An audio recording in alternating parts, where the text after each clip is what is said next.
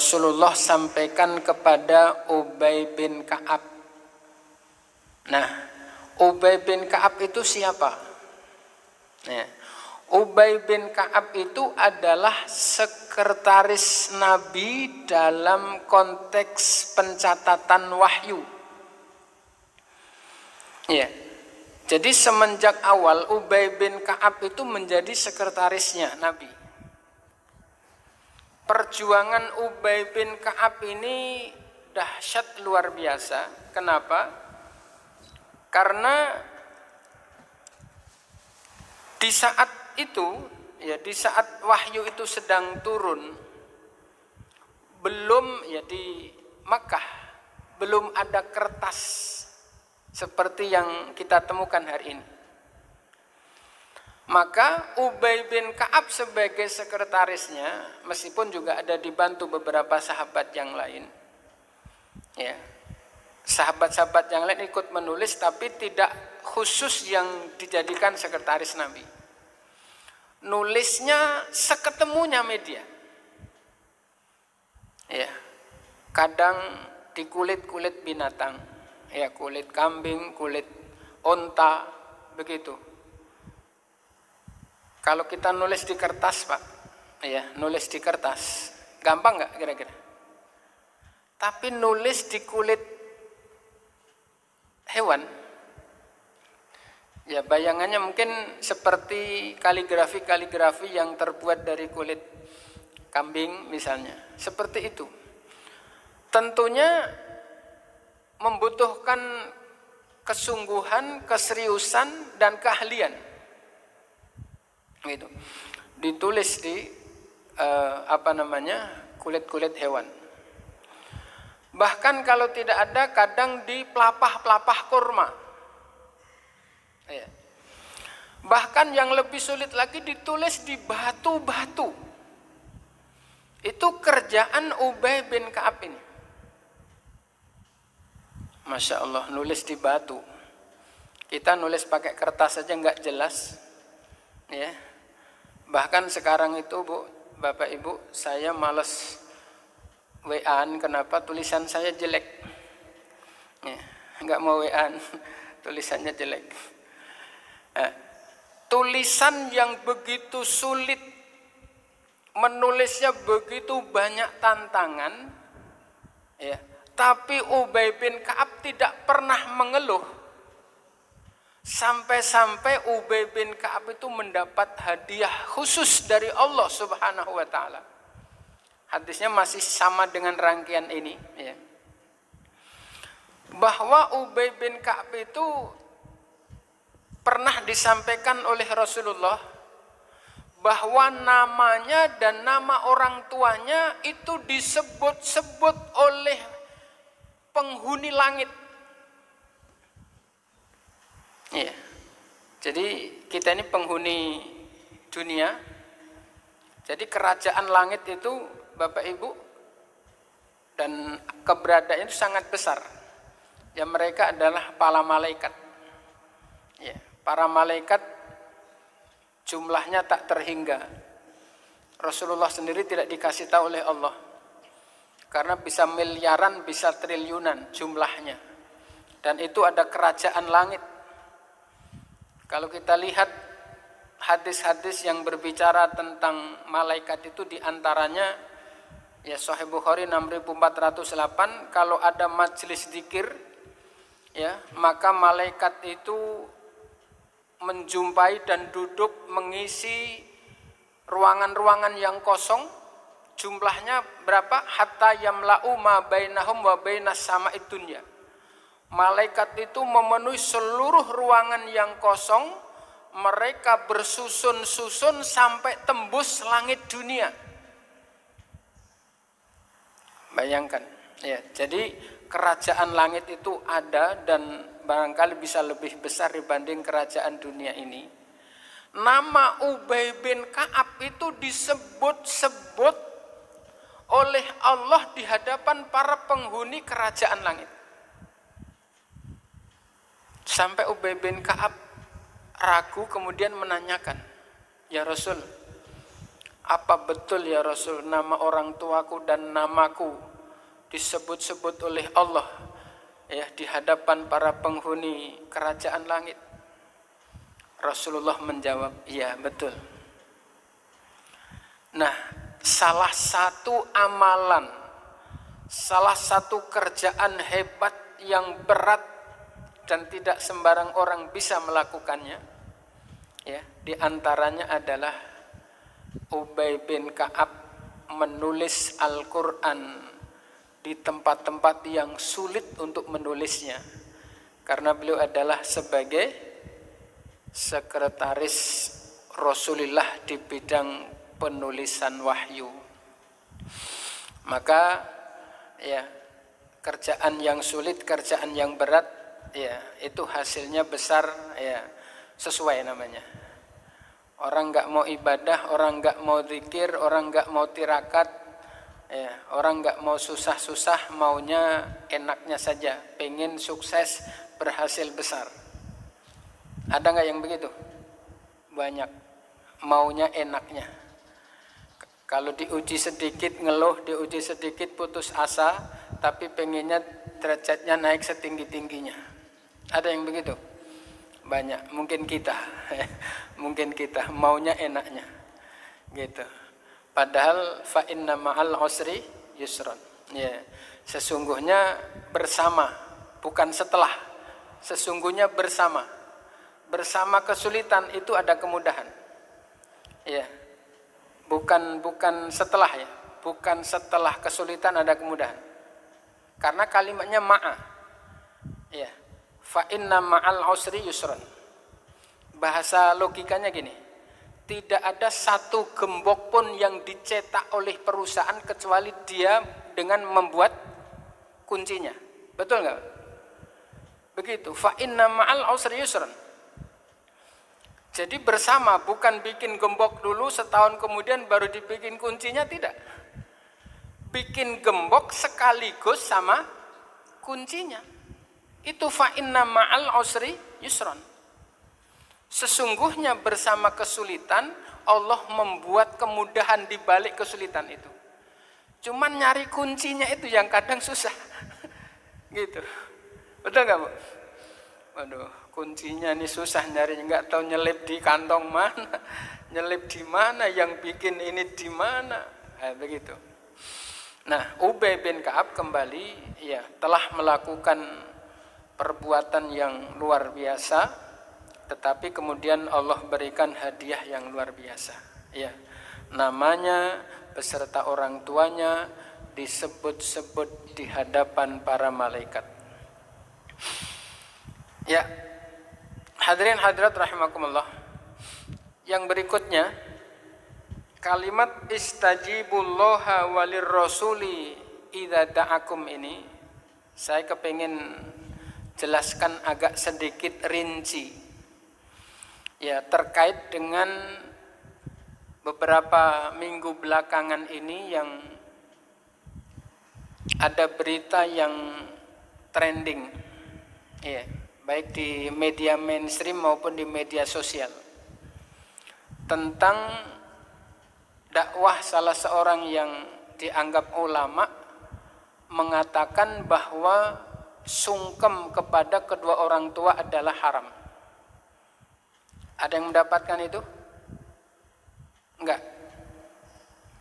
Bapak-bapak enggak ada yang dapat sharean ceramahnya salah seorang, ya, ustadz, kiai, tapi kiai teman di seberang sana, ya, yang memfatwahkan bahwa sungkem kepada orang tua adalah hukumnya haram. Nah, saya ingin menjelaskan ayat ini, ya, karena ayat ini terkait dengan itu. Ya. Istajibullaha walir rasuli. Ya.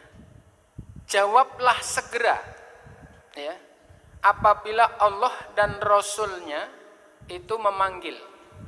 Idza da'akum, ya, ketika Allah dan Rasulnya itu memanggil. Nah, konteksnya dengan apa yang terjadi pada kita, ya, itu ada beberapa contoh, ya. kalau terjadi panggilan Rasul kepada sahabat, itu tidak terkecuali sholat fardu sekalipun itu harus ditinggalkan dan langsung memenuhi panggilan Rasul. Kalau konteksnya adalah Rasul dan kepada para sahabat.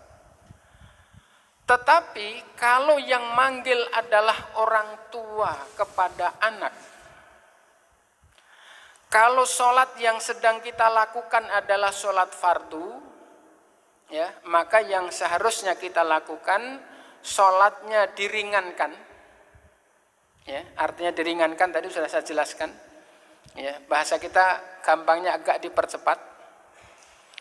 Setelah salam kanan kiri langsung temui orang tua. Tetapi kalau posisinya sedang sholat sunnah, lagi sholat duha, Allahu Akbar, orang tua kita manggil, nah, udah batalin, langsung kita temui orang tua kita. Contoh kasus yang ekstrim, ya, tentang madorot seorang anak yang tidak mengindahkan panggilan orang tua meskipun sedang sholat adalah kisah Juraij. Ya, ada 3 yang masyhur, bayi yang masih merah yang bisa bicara itu yang masyhur ada 3. Yang pertama adalah Nabiullah Isa alaihissalam.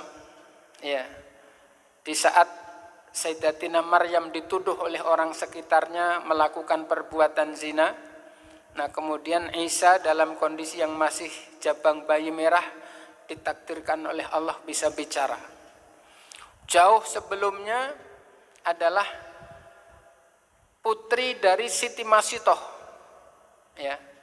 Siti Masitoh itu adalah pembantunya Fir'aun laknatullah alaih. Ya, ketika dihukum rebus oleh Fir'aun, ya, Siti Masitoh ini ragu dengan bayinya yang masih merah. Ya, dalam hati Siti Masitoh, ya Allah, kalau saya mati di rebusan air ini, saya sudah tua ya Allah. Tapi bagaimana dengan anak saya yang tidak berdosa, bayi merah ini ya Allah? Dengan pertolongan Allah, bayi di gendongannya berkata, ya, memotivasi ibunya, ibu, tidak usah ragu-ragu dengan saya. Di balik rebusan air yang kita akan cebur adalah sudah Allah persiapkan surganya. Nah, itu putri Masitoh. Nah, yang ketiga adalah Juraij. Juraij ini punya dosa kepada ibunya gara-gara dipanggil tidak segera dipenuhi. Ya. Juraij ini dalam sejarah hidupnya di antara Nabiullah Isa dengan Rasulullah, artinya periode sebelum Nabi Muhammad. Ya. Jadi Juraij ini, kalau orang kita itu ulama, ya, ulamanya orang-orang ya Nasrani. Orang Nasrani itu juga sholat, Bapak Ibu. Ya, aslinya itu sholat. Ya, orang Yahudi juga sholat, termasuk Juraij ini ulamanya. Ya, nasnya Allah sampaikan dalam komunikasi Nabiullah Ibrahim, wa kana ya'muru ahlahu bis-sholati waz-zakah wa kana inda rabbih mardiyah. Kata Nabi Ismail, Nabiullah Ibrahim ayahku itu senantiasa memerintahkan keluarga dan umatnya untuk senantiasa sholat dan membayar zakat, dan perbuatan itu dua-duanya diridhoi di hadapan Allah. Bahkan Nabiullah Isa sholat. Ya. Kata Nabiullah Isa, wa ausani bis sholati waz zakati ma dumtu hayya. Ya, kata Nabi Isa dalam Al-Quran, aku selalu diperintahkan oleh Allah untuk melakukan ibadah sholat dan zakat madum tuhaya selagi aku hidup. Gitu. Maka Juraij ini bukan umat Islam, tetapi ulamanya agama sebelum Islam Nasrani, tapi benar-benar ahlul kitab. tasawuf, saking kepengennya fokus ibadah, ya, Junaid ini membuat musola khusus untuk digunakan ibadah supaya lebih total dan maksimal. Satu ketika sedang sholat, dipanggil sama ibunya, Junaid. Sekali tidak didengarkan, meninggi suara ibunya, Junaid. Dalam hati Junaid, saya batalkan sholat saya, apa saya teruskan? Karena ibunya sudah tidak manggil, akhirnya Junaid memutuskan untuk diteruskan. Teruskan. Tapi begitu salam kanan, salam kiri, Junaid ini tidak segera memenuhi panggilan orang tuanya, dia pilih sholat lagi. Ketika sedang sholat, dipanggil lagi sama ibunya, dia bingung lagi, tapi tetap memilih sholat. Sampai 3 kali. Akhirnya yang ketiga itu, ibunya Junaid, wakila dalam riwayat adalah benar-benar terucap, wakila hanya dalam hati. Ya. Permintaan orang tuanya adalah, ya Allah, jangan engkau matikan anakku Junaid sebelum engkau berikan ujian, ya Allah. Ternyata tidak lama Junaid ini benar-benar mendapatkan ujian sebagaimana doa orang tuanya. Apa ujiannya? Dia digoda seorang PSK. PSK, Bu. Iya. Seorang wanita cantik luar biasa, udah pokoknya cantiknya kelas super, datang menemui Junaid, ya, untuk ngajak naudzubillah zina. Ya. Menggodanya tidak sekedar, pokoknya godanya kelas tinggi. Ya, sampai puncaknya, tetapi akhirnya Junaid ini tidak tergoda. Ini karena memang takdir Allah, karena kategorinya durhaka dalam tanda kutip, ya. Ini wanita nggak kehabisan akal, nyari orang untuk bisa naudzubillah melakukan perbuatan zina. Setelah hamil, kemudian wanita ini koar-koar, muter-muter ke kampung. Tahukah kalian Kiai Junaid? Iya, kenapa?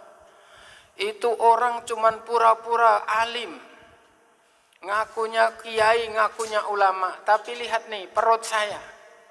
Kenapa perutmu? Saya ini hamil karena kelakuan Junaid. Begitu. Singkat cerita, begitu dia kemana-mana koar-koar, akhirnya masyarakat marah. Setelah marah, itu musola jadi dihancurin. Musola yang digunakan untuk ibadah secara khusus oleh Junaid itu dihancurkan oleh masyarakat, benar-benar rata dengan tanah.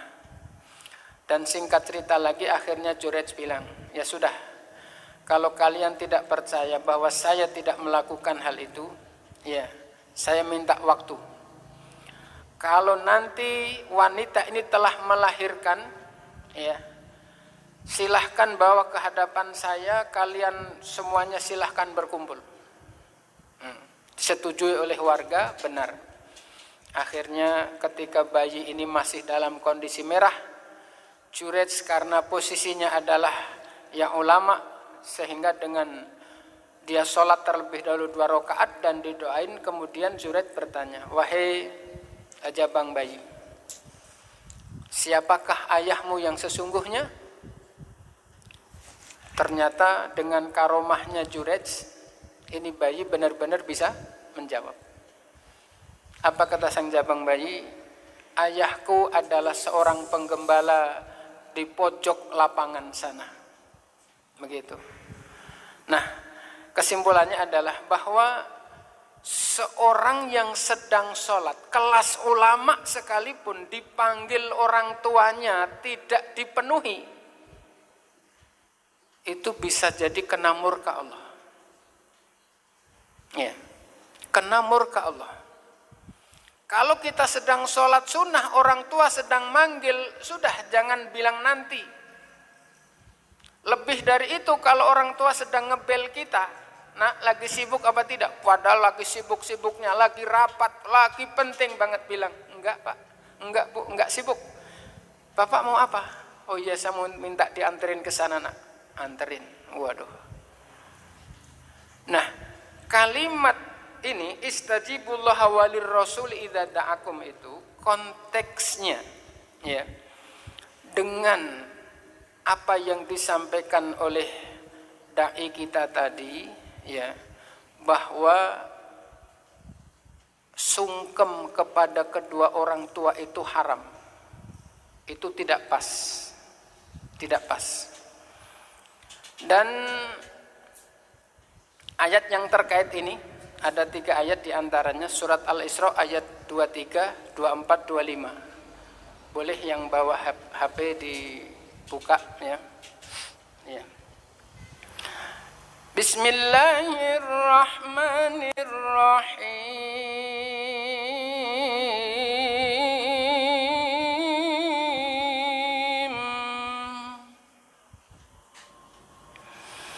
Bismillahirrahmanirrahim. Boleh mengucapkan Allah tidak? Mudah-mudahan yang mengucapkan Allah hatinya dibuka oleh Allah, mendapatkan cahaya Al-Quran. Amin ya rabbal alamin. Wa qada rabbuka alla ta'budu illa iyyah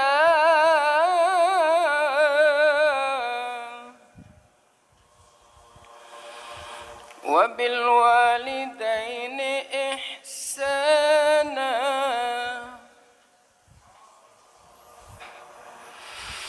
imma yablughanna 'indakal kibara ahaduhuma aw kilahuma fala taqul lahuma uff فلا تقل لهما أف ولا تنهرهما وقل لهما قولا كريما.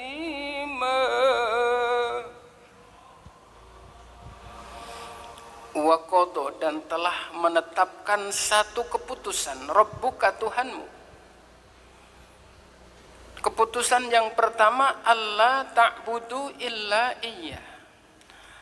Hendaknya jangan sekali-kali kalian menyembah kecuali hanya kepada Allah. Wabil walidaini ihsana. Perhatikan Bapak Ibu. Yang kedua, setelah Allah memerintahkan hanya kepada Allah menyembah, yang kedua, kepada kedua orang tua hendaknya selalu berbuat baik.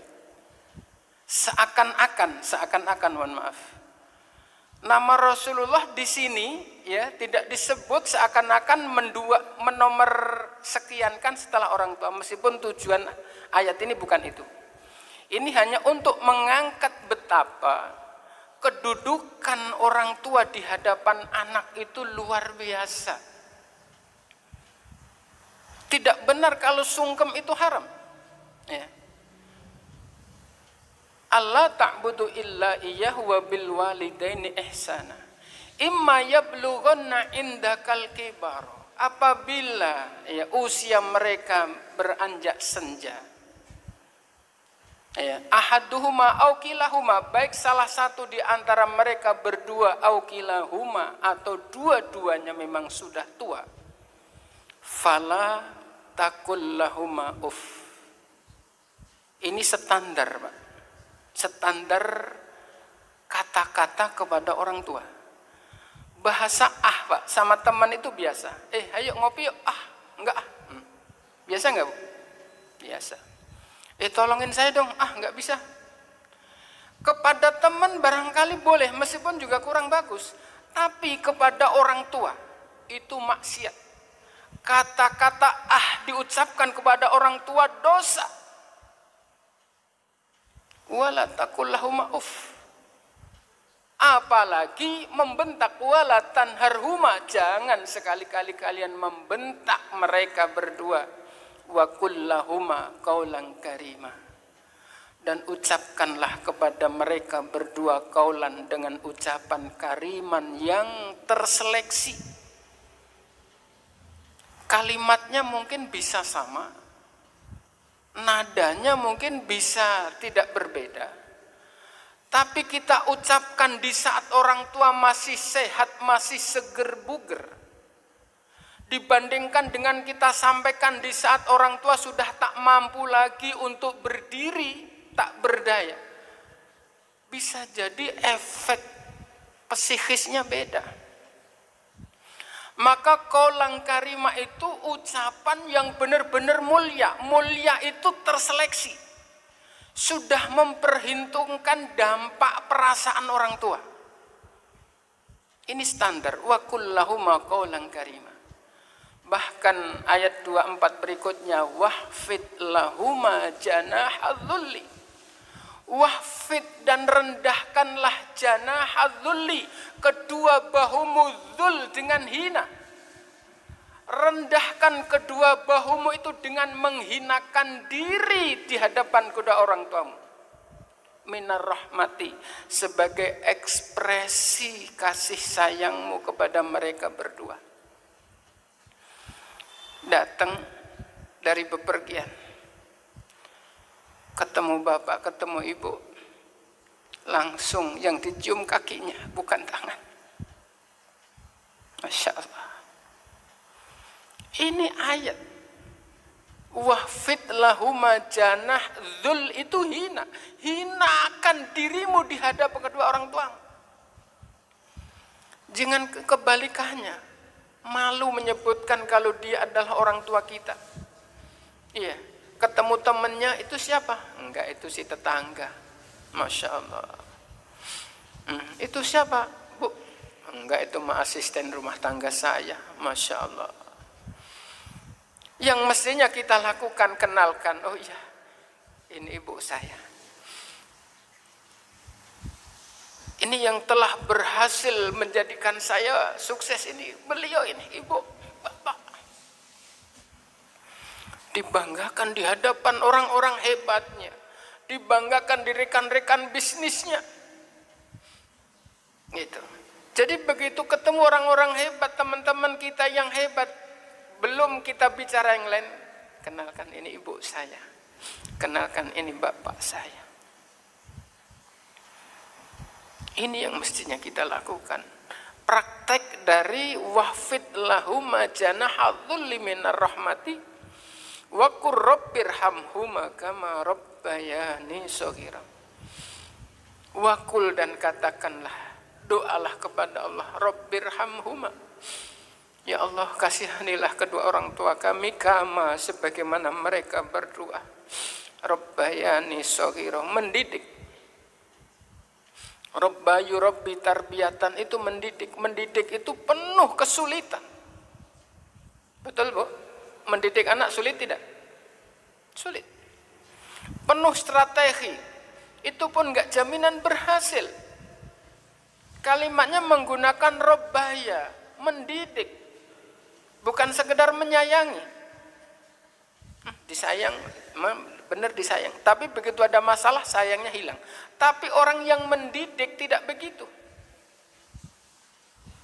Bertanya 10 kali, tetap saja seorang pendidik mah berusaha untuk sabar dijawab. Meskipun kita kepada orang tua tanya diulang 2 kali. Tanya melulu, begitu. Bahasanya sudah tidak manis lagi. Ini kalimatnya adalah wa qur rabbirhamhuma kama rabbayani shaghira, yaitu sebagaimana waktu beliau berdua mendidik kami di saat masih kecil. ayat 25-nya Bapak Ibu. Ya. Ayat 25-nya ini yang spesifik bahwa sungkem kepada orang tua itu tidak haram. Apa di ayat 25-nya? Rabbukum a'lamu bima fi nufusikum. Rabbukum bermula Tuhanmu, a'lamu itu maha mengetahui bima terhadap perasaan, bima terhadap batin, bima terhadap penyesalan, bima terhadap hati yang terus bergejolak, fi nufusikum di dalam jiwamu. Intakunu solihina. Kalau kalian orang-orang yang benar baik, kalau kalian yang benar-benar taubat, kalau kalian benar-benar menyesali atas kesalahan dan keburukan apa yang kau lakukan terhadap orang tuamu, innahu sesungguhnya Allah lil awwabina terhadap orang-orang yang kembali, terhadap orang-orang yang bertaubat, terhadap orang-orang yang menyesali perbuatannya, ghafuron mengampunkan kesalahan dan dosa-dosanya. Yang dikatakan haram itu oleh dai kita ini adalah mencium lutut sungkem,